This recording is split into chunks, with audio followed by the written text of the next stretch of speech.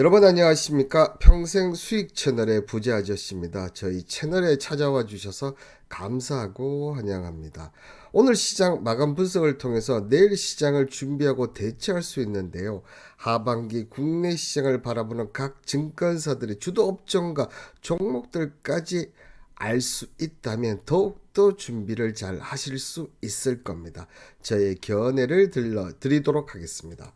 먼저 오늘 국내 증시 상황에 대해서 좀 얘기를 드리면 코스피 같은 경우는 0.47% 하락한 3075포인트 마감을 했는데요.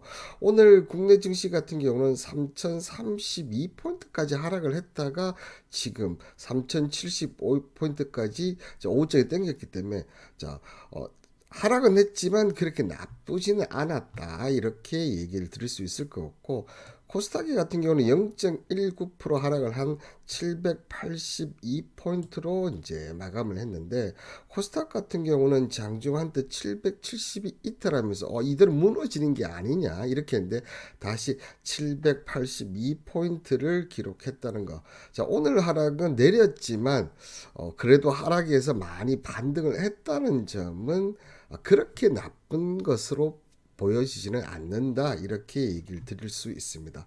오늘 시장 하락의 역시나 가장 큰 이유는 외국인의 매도세가 이어졌다는 점, 미국의 그리고 IT 중심의 하락이 있었다는 점이 특히 초반 오전장에 강하게 작용을 했고, 그럼에도 불구하고 국내 증시에는 이 막는, 어떻게 보면 마무리가 있었다는 거죠. 그게 어떻게 보면 개인과 금융 투자가 아닌가 그렇게 보이시고요. 특히나 기관 중에서 뭐 금융 투자 투신, 연기금, 사모펀드 여러 가지 기관 포지션이 있지만 금융 투자하면 어디입니까, 여러분들? 증권이지 않습니까? 이 증권 회사들은 여전히 하반기를 좋게 보면서 지금 시장 조정 때 오히려 많이 매수를 해놔야 된다. 자, 이런 부분들이 지금 담겨져 있는 것이 아닌가 보이시고요. 자, 그리고 오늘 아시아 증시도 보면 지금 니케이도 지금 좀 하락을 했었고요. 그죠? 다만 오늘 보시면 홍콩 증시만 어떻게 보면 지금 상승세를 보여지고 있다는 부분들은, 자, 이 7월 초는 정말 이 관세 관련 부분이 시장에 영향을 가장 많이 미친다. 뭐 일본이 연이틀 지금 강한 어조로 미국이 지금 일본을 지금 계속 압박을 하고 있지만, 자, 일본 외에 한국도 지금 여러 가지 부분으로 압박하고 있는 것으로 알려져 있습니다.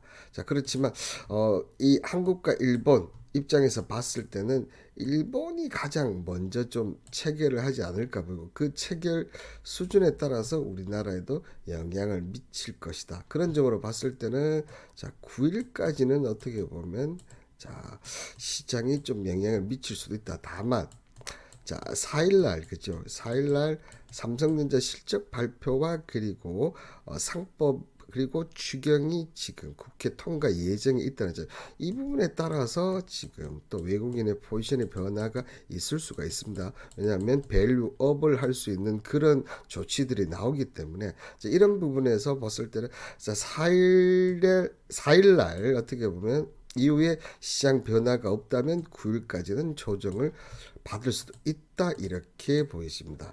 자, 그러면 기술적으로도 흐름을 한번 체크를 해봐야 되는데요.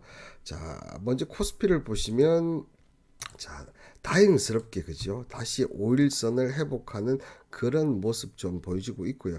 아쉽게 양봉을 로 전환하지 않았다는 점이 좀 아쉽기는 하지만, 자, 그래도 5일선을 다시 회복했다는 점은 저는 의미가 좀 있지 않나 보이고, 특히 분봉을 이렇게 보시면 10분봉 보시면 자, 이 3030선을 다시 한번 이렇게 지켰다. 그리고 7월달 첫날 이후에 계속적으로 지금 이렇게 지금 이런 모습을 보여주고 있다.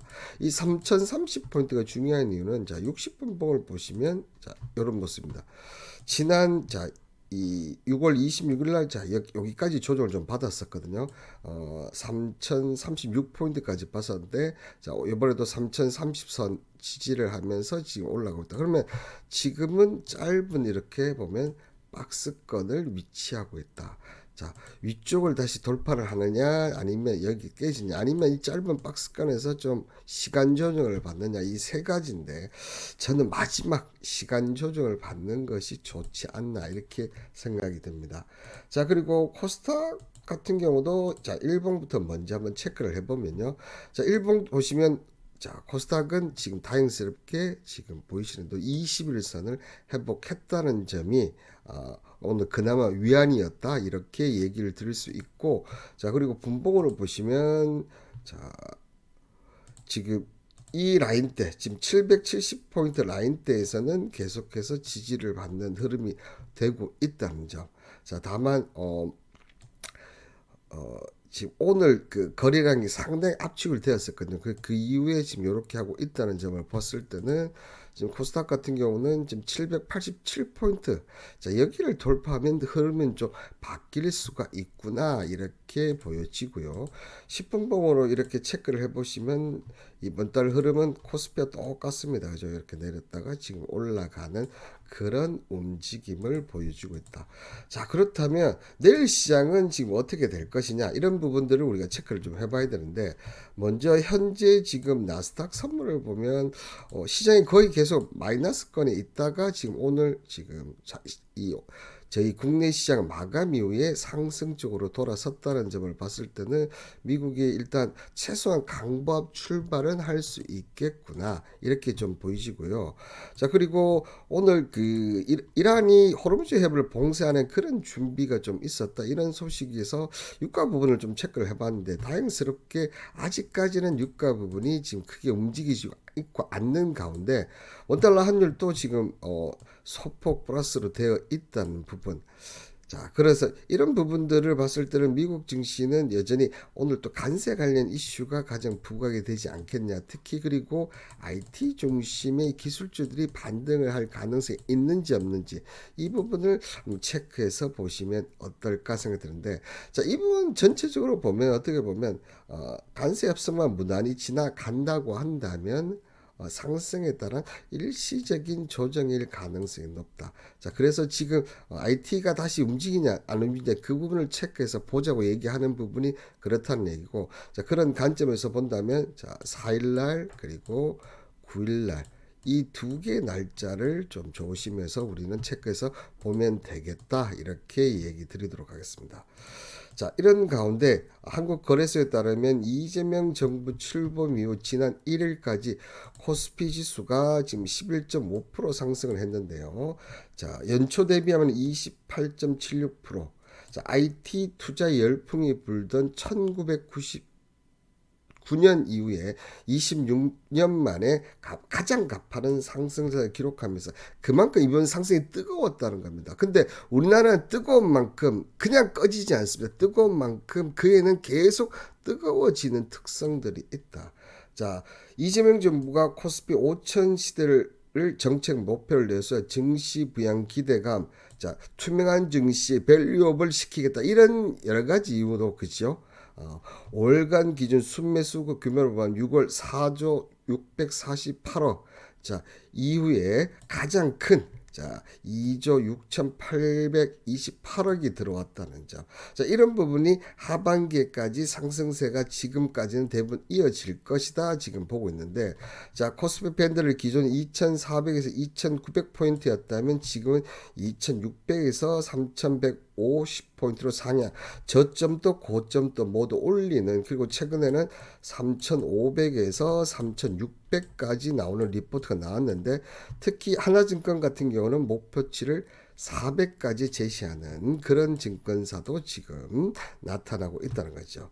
자, 그러면 이런 증권사들이 하반기에 이제 추천 업종의 종목을 보시면, 먼저 미래에셋 증권 같은 경우는 조선, 방산, 기존 주도주 계속 이어갈 것이다. 자, 그러면서 미용기기는 거의 매번 나오는 업종 중에 하나라고 보시면 될 것 같고요. PBR주 같은 경우는 상법 관련 내용 부분, 그리고 반도체 등 SK 하이닉스, 자 하나 에어로스페이스, HD중공업, 삼성물산, 하이브 APR. 자, 하이브를 제외하면 좀 기존에 있는 종목에서 크게 변화가 없는 모습이고요. 자, 이 네 개 증권사 중에 보면 한국투자증권이 가장 어떻게 보면 이제 흐름을 바꾸는 건데, 자, 대형주보다는 오히려 중소형 내수주 간다. 기존 상승폭이 높았고, 그리고 자, 여기에서는 자, 원화 가치가 계속 올라갈 것이다. 그래서 오히려 중소형 내수주가 좋다. 자, 여기 삼성증권을 보시면 SK하이닉스, 두산 에너빌리티 등등을 포함해서 지금까지 있는 종목이 계속 있고, 자 미래증권에 하이브가 있다면 삼성증권에서는 SM이 있고, 자 엔터 쪽을 지금 두 곳의 증권사들이 좋게 보고 있다는 것을 보여주고 있습니다. 자, 그리고 KB증권 같은 경우는 금융, 원전, 방산 지금 기존 주도주가 크게 바뀌고 있지 않다는 점.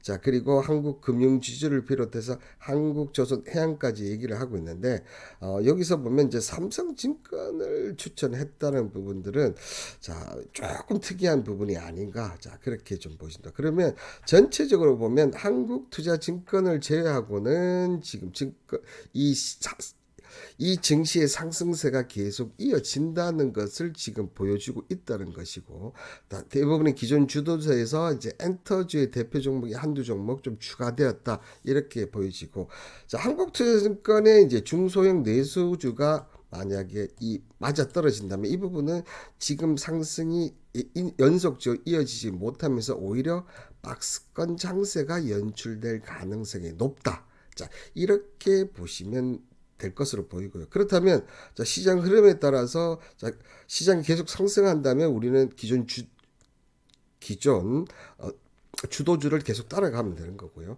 자, 그게 아니라면 중소형 내수주를 위주로 포트폴리오를 바꿔야 된다. 이렇게 얘기를 드리겠습니다.